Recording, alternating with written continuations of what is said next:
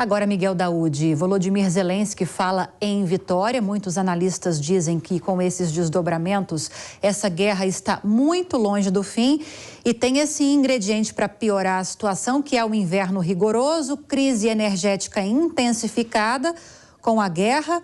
Você vê fim para essa guerra, principalmente nesse momento em que a necessidade do gás é ainda mais expressiva?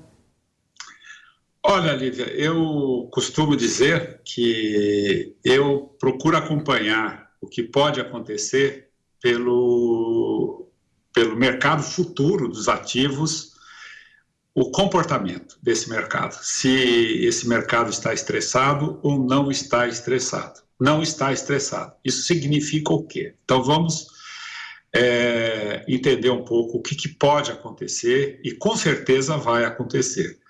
A Rússia vem perdendo espaço, né, muito dentro da Ucrânia. A Europa vem abastecendo a Ucrânia agora, inclusive, de uma bateria antiaérea para esses mísseis russos.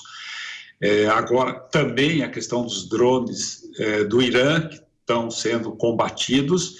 O que vai acontecer? Com o inverno, o Putin vai ficar sem ação. Ele não vai ter muito o que fazer. A Rússia já perdeu em torno aí de 700 mil homens. Ele está tentando uma força de reservistas que vai ser um assassinato se isso acontecer. Esses profissionais, esses russos sem nenhum preparo adequado para combater ali na Ucrânia, cujo solo no inverno se torna praticamente impossível. E aí a Europa vai negociar com Putin exatamente o gás e o petróleo que ela precisa. É o caminho, que é o que se espera, o mercado financeiro, né? Se isso não acontecesse, já estaria estressado, o petróleo já estaria lá para $120, o gás também muito alto, mas a expectativa é que Putin vai, no momento de um enfraquecimento maior, ele vai abrir mão e vai negociar o fornecimento desse gás e desse petróleo para a Europa. Vamos ver, né? É uma aposta que se faz, né? Porque você fazer uma radiografia, fazer uma fotografia do momento, está aí, a gente ouve diariamente. Mas o que vai acontecer? Vai terminar logo essa guerra? Difícil. Eu acho que ela termina no momento em que Putin cair do poder, a hora que ele sair do poder, porque não é normal, né, nos dias de hoje, um ser humano com a cabeça do Putin, né, fazer essa atrocidade, cometer esse crime bárbaro que está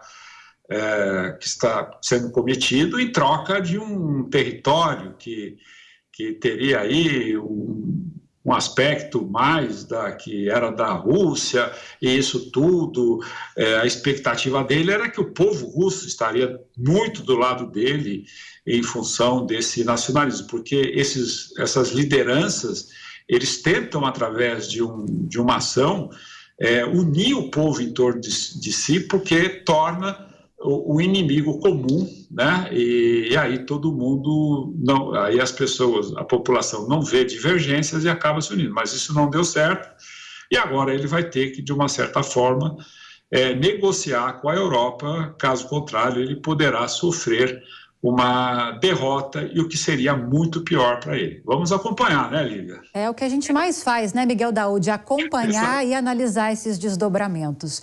Agora, sobre a informação que o Luca trouxe no comecinho da participação dele, que falando ainda de Vladimir Putin, né, que depois de uma série de bombardeios em várias regiões da Ucrânia, em retaliação às explosões que o governo ucraniano teria feito na ponte da Crimeia, que é muito estratégica para os russos, né?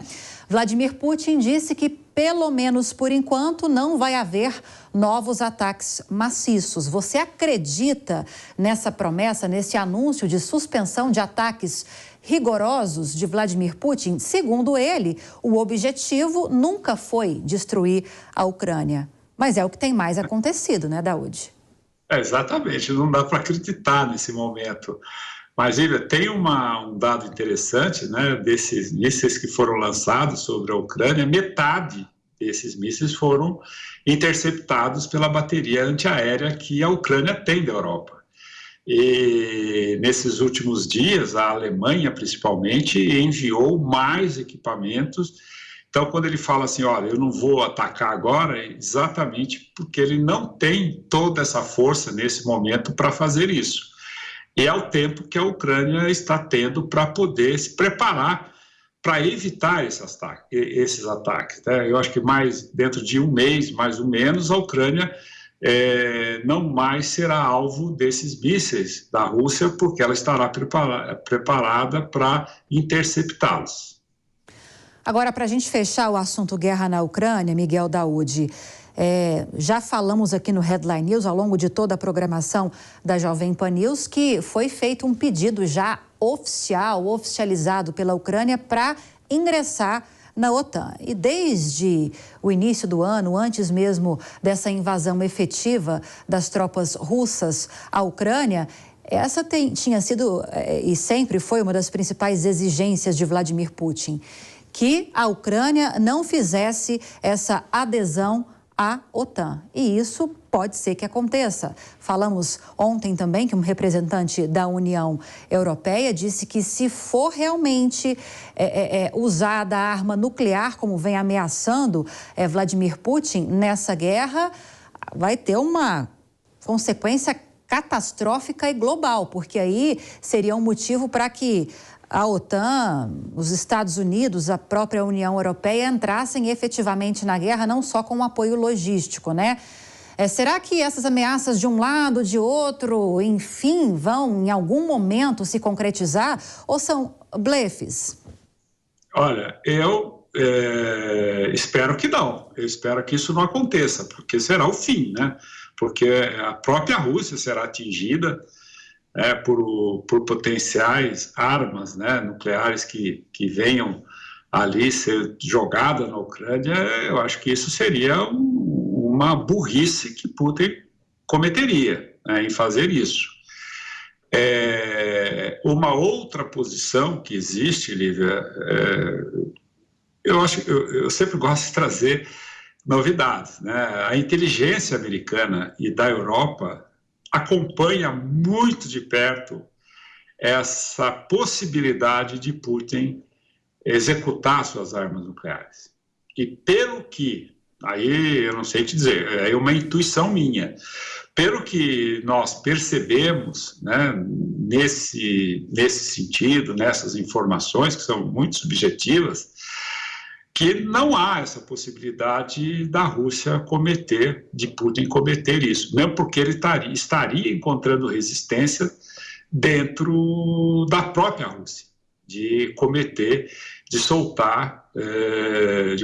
essa atrocidade de jogar armas nucleares na Ucrânia. E evidentemente que se ele fizer isso, será o fim dele, porque os países ali, né, da Europa já estão preparados para um possível revide, caso ele venha a fazer isso.